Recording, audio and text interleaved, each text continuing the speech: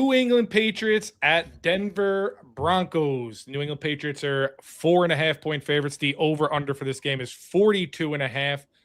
As we all know, Bo Nix obviously done for the year, broken ankle, end of the game. Does that first question for you, Troy, is obviously how do you see the game? And number two, what do you think the spread would have been if Bo Nix was playing? I saw that. I saw it come out that it would have been plus 1.5.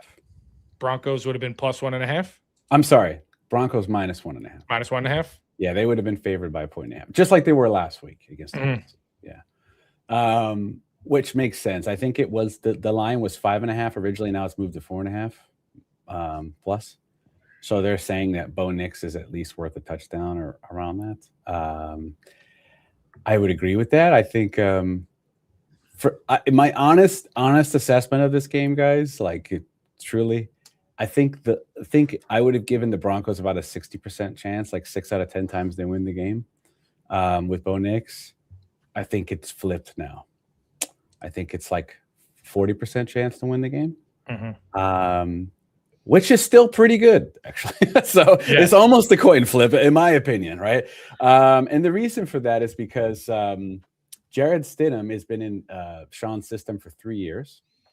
And the reason why I'm even giving them 40%, to be honest with you, if it was anybody else, it'd be more like 20%, truthfully. But I feel like, okay, I'm not confident in Stidham, by the way, because I haven't seen him do it in the Broncos uniform. But I could say 3 years. I think he's going to run the offense very well. The only thing I don't know is in the moments where it's 3rd and 8, 3rd and 10, those moments where Bo Nix somehow keeps pulling it out. I don't know if he's going to be able to. Do I think he'll be able to keep the offense moving, right? Move the chain sometimes? Yes. Do I think he's going to be able to clutch it out like Bo Nix? I don't know, and that's what makes me think I'm not as confident in the game. I do think, and maybe I'm delusional. I could be, because I'm a Broncos fan. I mean, we're all delusional, I think, about our own teams, to be honest with you, but I'm trying to be objective. I do think the defense will play better this game, and I don't think the Patriots have a good offensive line as the Bills. And by the way, I have a quote, and this is relevant to the game here, guys. I have a quote from the Bills offensive lineman about last game, and I think it's relevant to this game. All right, so let me see. Let me bring up the quote, and Mike's gonna know who this is. Spencer Brown. Okay, he says, "You can't blame the officials. That's not what I try to do, but you're letting the guys play all game long. I was holding the piss out of some people today, and they didn't call it. Like somebody was holding in the end zone that would have ended the game. There was a 3rd down right before we kicked the field goal. I was holding Cooper hard, and they didn't call that. They were letting the boys play. That's a well-coached team." Okay, so basically what I'm saying, guys, is the Bills linemen were admitting to holding the Broncos linebackers and DNs, right? Now, my guess, my hypothesis is Payton and the Broncos probably went to the league and said, look at the tape. They're getting held. They're holding in the end zone. Can you guys please call it a little more fair, right? On top of that, I think the Patriots, their left tackle really been struggling in the playoffs, right? I think they're going to have to give him a lot of help this game against Benito. He looks like a turnstile out there when I've been watching him. He's getting beat constantly. He's got like T-Rex arms or something. I don't know what's going on. But because of that, they're going to have to give Benito help. That's going to open up Cooper and the D tackles, right? Zach Allen and the boys in the middle. And also, I think you're going to see some blitz stunts to surprise May on top of that if they start having to put 2 people on Benito to help out the left tackle. My take on it is the Broncos are going to get even more pressure than they did last week this time. And it's going to be even louder than it was last week. And the weather with the wind chill, it's going to be around 0 degrees, I heard yesterday. So it's going to be very cold. It's going to be, high at altitude. I think the Broncos somehow can pull the game out, but in order for the Broncos to win this game, the defense is going to have to keep them around 20 points, in my opinion, which I think they can do. And the offense is obviously going to have to score more than 20 points. I just think that Jared Stidham has to be very, Bo Nix like and not turning the ball over. And you know what's like, because Bo picks, people all say that, but really he's not a turnover machine. So, and the Bo Nix, one of his main strengths is not taking sacks. To be honest with you, the Broncos offensive line is good, but they're not as good as they are on the stats. That's my honest assessment. They're probably like a top 10 offensive line, but Bo Nix gets out of so many sacks because he's so mobile in the pocket that they would have if Russell Wilson was back there, they would have like a ton of sacks, give you an example. So the point is, I think they have a shot, guys. I think they got like a 40% chance to win. That's my assessment. Yeah. It really sucks not having Bo Nix because now the run game was already not that good, like you said earlier. Now, when you have Stidham in there, that's obviously going to bring the Patriots up even further, in my opinion. Yeah. But as Tom was saying earlier, let's not panic on Jared Stidham. Tom? Yeah, listen, Troy, I have a question. I have a question for you. Yeah. In 2015, high school quarterback class, you had the likes of Kyler Murray, Joe Burrow, Lamar Jackson, Sam Darnold. Yeah. What do you think was the number one rated quarterback in the entire country that year? Stidham. Yeah. 5-star recruit, Jared Stidham, dual threat. Yeah. For all those guys. Right. So only 10 years listen, ago. I mean, dual listen, that's threat. Yeah. Dual threat. 4-8-1. Yeah, dual threat, baby. Here, I'm not saying that it's like you insert and you get another Bo Nix. Right. But I think people are underestimating Sean Payton scheming stuff to his strengths and that altitude as the game goes on and that defense could hold strong and keep the game close. I think anything could happen. Right. I am kind of leaning more on the Patriots to win. I want, like with my head, but with my heart, I want the Broncos to win. I think it's very feasible, but because the Patriots just played that awesome defense last week, so that's like they've been tested last week, and it was a really rough game. And I feel like after you play defense like that, everyone else just feels like it could be easy mode. Especially like you said, the Broncos are kind of lapsing in their defensive assignments. Right. I don't know what's up with that actually. Yeah, and the Broncos, like, here's the thing too. It's like you don't have an offensive weapon where it's like, let's lean on this guy and he could carry us. Right. There's nobody there. Like Sutton would have been the guy like maybe a few years ago, but still he's like, it's almost like me with Metcalf. Like it's kind of like that one trick pony where he could make those deep contested catches and get you big plays, but it's not somebody you could just feed the whole game. They'll just double him up and then make you beat them with somebody else. That's tough. You're going to have to ask Stidham to do a little bit more than he's used to stepping into this role. I mean, Foles did it. I feel like if Foles can do it and with his ability back then, it's like, it wasn't anything special. Nobody thought Foles was going to do anything, and he got it done. I think they could do it, but I don't know if I'm going to make a pick here. Let me make official, go on the mortgage record. on the line. Mortgage on the line. I would take the Broncos to cover, but the Patriots to win. And FanDuel's kind of baiting you here. Whenever they do the -4.5, -102, they kind of try to bait you to all pick the Patriots. So, and we all know sports are all fixed. So, I'd like to do one quick reply to Tom, and then I'll show Go ahead. So, you were talking about Jared Stidham, right? And you were talking about I just want to make one point. The Patriots were at home last week, right? And they turned the ball over how many times? Or had how many fumbles? They had a ton of fumbles. That was a slop fest, I think. They were at home, and they still struggled against that defense. Yep. The Broncos pass rush, is not the problem. It's the middle of the field coverage that's the problem with the Broncos. At home, man, the Broncos pass rush is going to be a problem for the Patriots in Denver. And it's going to be just as cold, if not colder, like you said. If they struggle at home against so. the pass rush, that's what gives me a lot of hope about the game, to be honest with you. It's not so much Jared Stidham. I think Jared Stidham is going to play pretty well. I'm not sure if he's going to be clutch, but I think he'll probably play pretty well.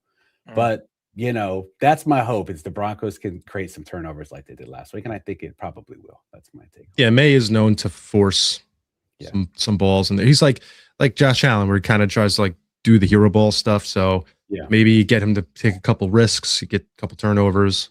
And that's not a slight against Josh Allen. I mean, he's forced to do it. We've pretty much seen the light shed on the front office, where you really see the root of the problem up there. It seems like it's the front office. They just don't know how to manage, and they're just like pointing fingers and blaming. And it's like, no, it's you. You haven't given this guy help. Right. But yeah, but going back to the game, yeah, it's going to be tough. It's going to be, hopefully it's a good game. Stidham should just play safe, and they can keep it close. They can get it done. But I just think that the Patriots coming in way too hot right now. They need to figure out a way to get Will Anderson out there in disguise in a Broncos uniform. Yeah. But Mike, you came in first this year, right? In the picks, weren't you number one with Tom? I was number one the whole way Number until one. week 18, where Tom overtook me. I had like a terrible week 18, but everyone was pitching their players. It was a fake week. We shouldn't have counted it. You don't play your fantasy football in the final week, so I do consider myself the winner. But technically, the great ones find a way. That said, what did I just listen to for the last 10 minutes? Is this suddenly the Broncos propaganda network, or is this Kaiju Live in the Square Up show? Like, I'm so confused by what everyone just said. First of all, you guys, a bunch of you mentioned the altitude. The Bills went into altitude on 5 days rest versus a rested Broncos team with 12 days rest. That's not the case this week. They're both rested. They're going to be fine. The altitude isn't that big of a deal in Denver. I saw someone say something like, in a game of football, they only play 15 minutes of actual football because of the running clock, stoppages, things like that. They'll be fine. I'm not worried about the altitude at all. As far as Drake Maye versus Jared Stidham, all this Jared Stidham hyping is ridiculous. Drake Maye and the Patriots are going to win this game. They're going to cover. I've been predicting all week that the Broncos would not score an offensive touchdown as my hot take. I think they get 3 field goals. I'm going 27-9 Patriots in a clown mode, easy path to the Super Bowl. That Patriots fans are going to hype up as, oh, Drake Maye went through the greatest gauntlet of defenses ever to get to the Super Bowl. Yeah, but he didn't play a quarterback the whole time. So unfortunately, because I am rooting for Troy and his Broncos, because I don't blame the Broncos for the Bills losing. I blame the Bills for shooting themselves in the foot. So there's no animosity there. I don't think this Broncos defense is as elite as some of the statistics leading up to the playoffs have said. They've been vulnerable ever since about the Jags game several weeks before the end of the regular season. They gave up 450 yards of total offense to the Bills. And I don't think you can count on 3 fumbles and 2 interceptions and every bounce and call going your way in overtime to get you to a win again this week against a well-coached Patriots team with Mike Vrabel. Drake Maye, someone said, oh, Drake Maye is kind of like John. No, he's not. Drake Maye doesn't go Superman mode. He sometimes holds the ball too long and takes sacks. He's a rookie. It happens. So maybe you can get a strip sack, that type of deal. And every now and then he'll like fail his mechanics, and he has a high release sometimes, and the ball sails high and long. So maybe he'll sail a pass high, and the Broncos will get one. But this isn't the 5 turnover day. I like the Patriots to win this game very easy, unfortunately. Mm-hmm. And the Patriots have much better weapons than the Bills do. And the one hope for the Broncos, other than mysterious turnovers again, which I don't think you can expect to get another 5 turnover game for the second week in a row, is that offensive line for Denver. They are not a great run blocking offensive line, but in pass protection, solid. If Stidham can have a lot of time to throw, you're not pressuring him. Remember, Bo Nix is like a 60% passer. He often has games where he'll throw it 50 times and he'll be around 55% completion percentage. His average depth of target isn't long. So Jared Stidham, though, in his career, he likes to throw the ball down the field. If they can get him to just be conservative, game manage how Bo Nix game manages, they do lose his running ability, unlike whatever the hell Tom was saying. This dude is not a dual threat, Tom. He can't run. Oh, 2015 is number one. In like Steady revenge game, baby. in like his 20 starts, Bo Nix probably has one game where he's rushed for all of his like 17 starts combined for Jared Stidham. Stidham revenge game. Loading. So Stidham revenge game, baby. Doesn't take bad sacks. If he doesn't turn the ball over, then maybe, because I don't think Bo Nix is a world beater. So if I were to come up here and be like, "Oh, the Broncos are done because of Bo Nix," I'd sound like a massive hypocrite. But I think that's the only path. But it's very tough to ask when this guy hasn't played in a meaningful NFL game in how many years? 3 years ago, I think was his last start. Yeah. And this Patriots defense, they're not the best, but they're no joke now that they have their wife, their girlfriend beater and stuff healthy. Well, I and knew it was Williams coming. healthy. I knew it. And Christian Gonzalez out there. So I trust Sean Payton to help them, maybe game manage, but I just don't see them getting in the end zone because they can't run the ball. When things get tight, if they make it into the red zone a couple of times, I don't think Stidham's going to get it done and get them in the end zone. Listen, I agree with everything Mike just said, unfortunately, because I hate the Patriots. I like Troy a lot. I really do. I want him to be happy. I'd rather him be happy than any Patriots fan in the world. I'd like to see the Broncos win it all. But I don't see it. But I do have, you know what? I do. I'm changing my whole thing. Everything I just said is fake. Come here, Jared Stidham. Listen, don't play conservative. Huck it, chuck it. Jared Stidham, 325 yards plus 1,100. You're behind on that car. You put $100 on that, and you either pay off your car or fuck it, let them take the car. You don't need it anyway. It's going to snow. You're not going to need a car. But Jared Stidham, 7th quarterback to start in the playoff in the Super Bowl era. He's the 7th quarterback to make his first start in the postseason. 7, lucky number 7. We have that going for him. 2019, drafted by the Patriots, first overall. People forget that. He was the number 1 draft pick.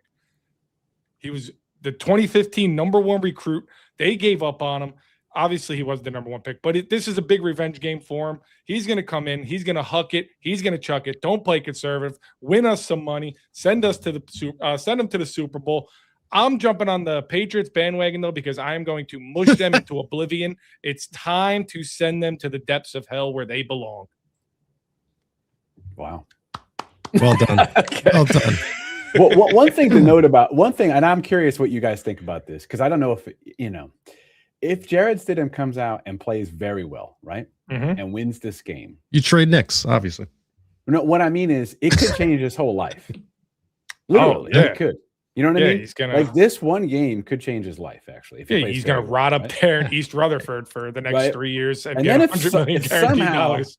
If somehow he plays well in the Super Bowl, I mean, we're talking about a guy making $5 million a year, whatever, to $30+ million a year. You know what I mean? Like somebody's going to want to pull. So this one game has the potential to change this man's whole life, and I feel like it's almost like that Eminem movie where he's like, "Mom, spaghetti." He's been waiting for this moment. You know what I mean? And he's finally got Eminem movie. So the amount of Instagram models he can get just off this game. You know what? It's just very intriguing because it's like from a human perspective, you got one shot to change your life. Can you do it? You know what I mean? It's one opportunity. Yeah, you really do. To be honest with you, right? Jokes and spaghetti. I'm not saying he's going to do it, guys. I still think the Broncos have about a 40% chance to win. That's my it went up to 100. But you know what? 20% chance at best. 40% is almost the coin flip. So I'll take